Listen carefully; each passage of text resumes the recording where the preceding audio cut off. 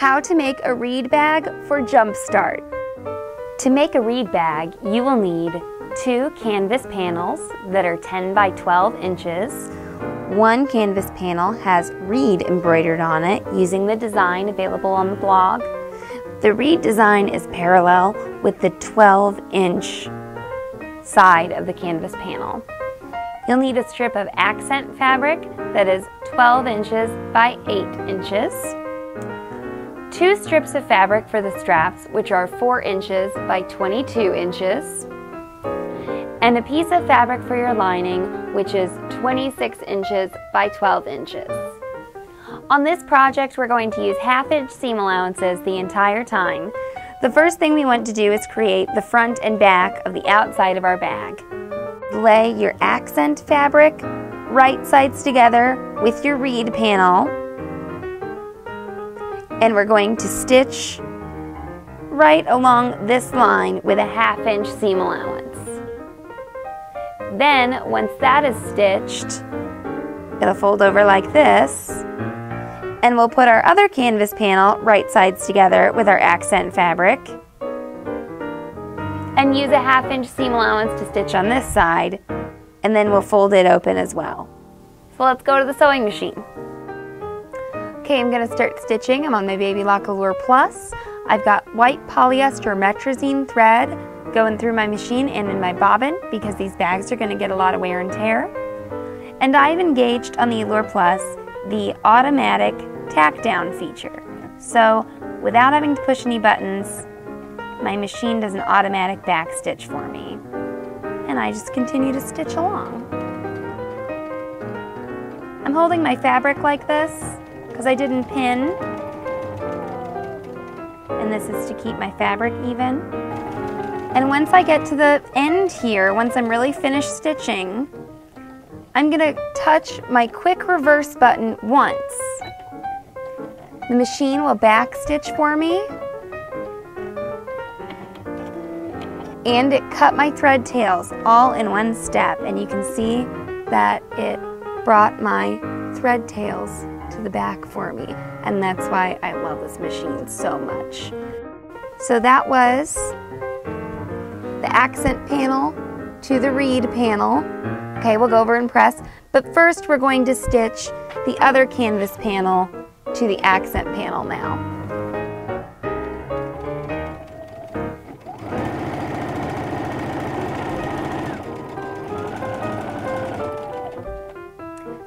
Okay, so we sort of have the outside of our bag constructed. What we want to do is flip it over and just press this canvas toward the lighter cotton fabric. It's going to press much nicer than if you were to press towards the canvas. You're not asking the canvas to fold, and it's not going to fold when we have our bag constructed. This is the way it's going to lay.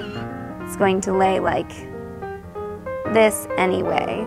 So we have the outside of our bag just about constructed. Okay, so we have our 4-inch by 22-inch strip here for the strap, and we're going to press before we sew. What we're going to do first is fold our long ends together, make them meet up,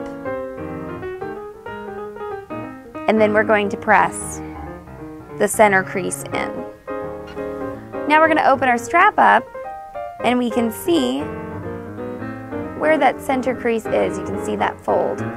Lay your strap down flat. Fold your long raw edges in toward the center, and press your long edges. Repeat on the other side.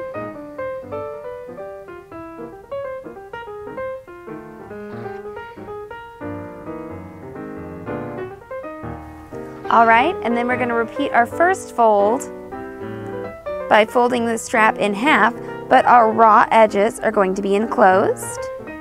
Okay, get your edges to line up, and press one more time. And now we'll go over to the sewing machine and sew.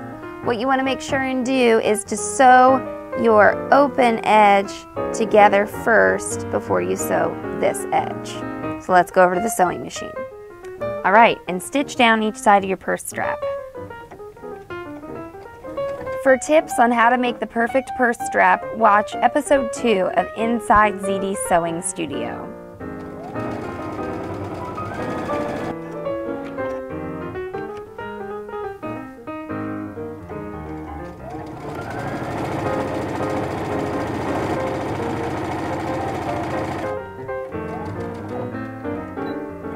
We've got our first purse strap all finished. Just repeat the same process with the second one and we'll go over and press them once we're finished. All right, the next step on our reed bag is to attach the straps temporarily to the front of our bag before we sew on our lining. So first off, measure with your ruler in from the side of the top of your reed bag 2.5 inches. Okay, so there's my 2.5 inches, and then place your strap right along the edge of your ruler. And I like to use painter's tape. You can use pins, whatever you like to use. This keeps your fabric flat. And just line the strap up with the top of the bag 2.5 inches from the side and tape it down. Okay? Now you're going to repeat for the other side. 2.5 inches from the side of the bag, and then this is to make sure your strap is not twisted.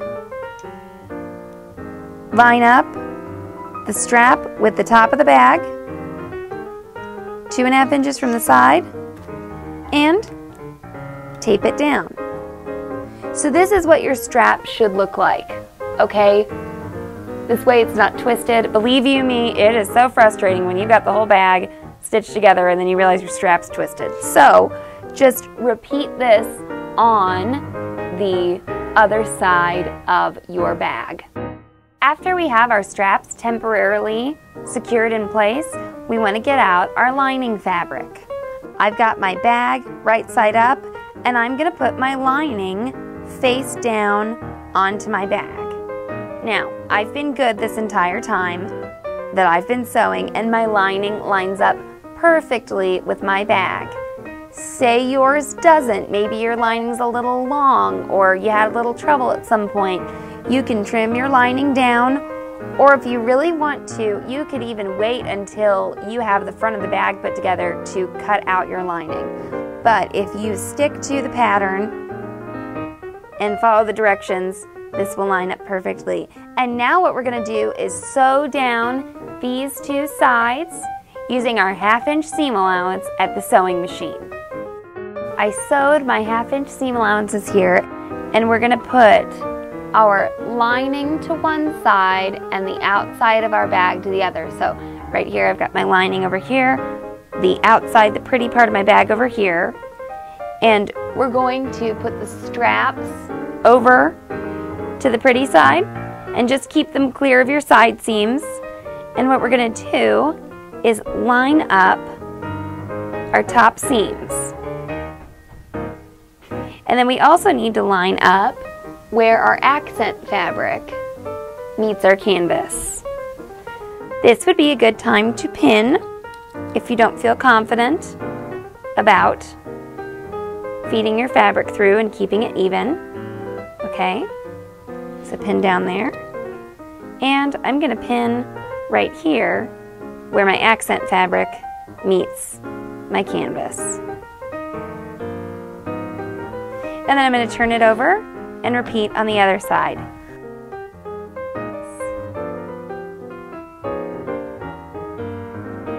So we're going to go over to the sewing machine, and what we're going to do is sew down the entire side of our bag on one side.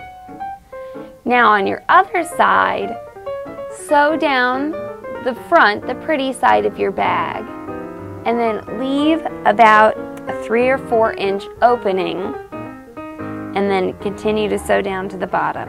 So make sure to leave your opening on that side. So I'm sewing with my 1/2 inch seam allowance down the first side of my bag.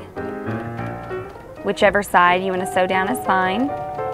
Now when you get to your canvas here, you may need to lift your presser foot to make sure that you keep the fabric going in the correct direction. Okay? And also, when I get to my pin, I'm going to take it out to be safe. Sewing over pins can be bad for your machine if you're not experienced at doing it. If you do sew over pins, it's at your own risk. And on this side, we're going to sew all the way down our lining. Get to the end, use our handy dandy backstitch tool. All right, and do our other side. Once again, start with your pretty side. So we continued down our pretty side as normal, but when we get to our lining, want to go down a few inches, and then we're going to stop, backstitch, and cut our threads, raise our presser foot, and move on down the line a little bit, okay? To leave an opening to turn our bag right side out. So I'm gonna go down here. You'll only stitch a few inches down at the bottom, but I like to have the tack down at the beginning and the end of your lining. I don't like to leave the opening here. I like to have this back stitched. So I leave the opening in the middle. Now what we're going to do is turn our bag right side out through this opening. I'm going to do that right here at the sewing machine. And you're just using cotton canvas, so it's not too hard to turn right side out. So we got our bag, but bring your lining out of the bag and we're going to sew up that hole real quick. Okay? And what you're going to do is see, here's my opening. You're just going to fold it. And your seam allowance should fold in pretty nicely. You can press this if that makes you feel more comfortable. And then you can just lay this down on your machine and sew pretty close. You don't need a ½ inch here, but just sew down to where your opening ends. Backstitch. And now our bag's completely constructed. We just need to do a few little finishing touches. Okay, so we're almost finished with our bag, and what we're going to do is take a stiletto, a point turner, or we call these diva sticks, and poke out our corners. You can poke out your lining and your outside at the same time. And then we are going to go over to the iron and press out the sides of our bag. Over here at the ironing board, what we're going to do is press our bag, go inside and just smooth your lining out so that it's filling up the entire bag. We're going to roll our sides out, okay? And then we're going to press them. Do it on the other side. Roll the sides out. You can get some help from inside too.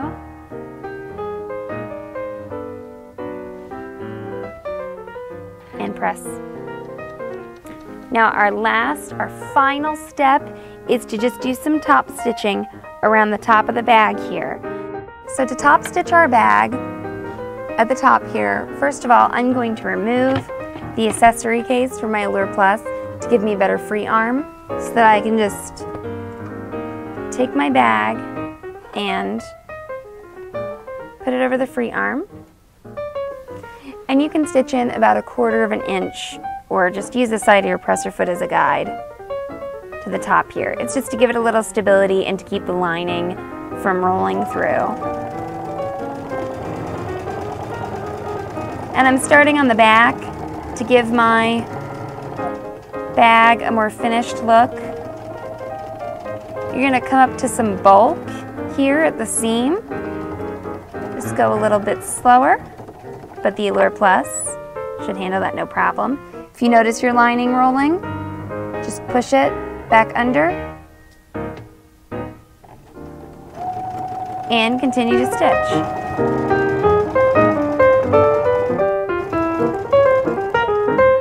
And once you get back to your stitch, just press your quick reverse button again.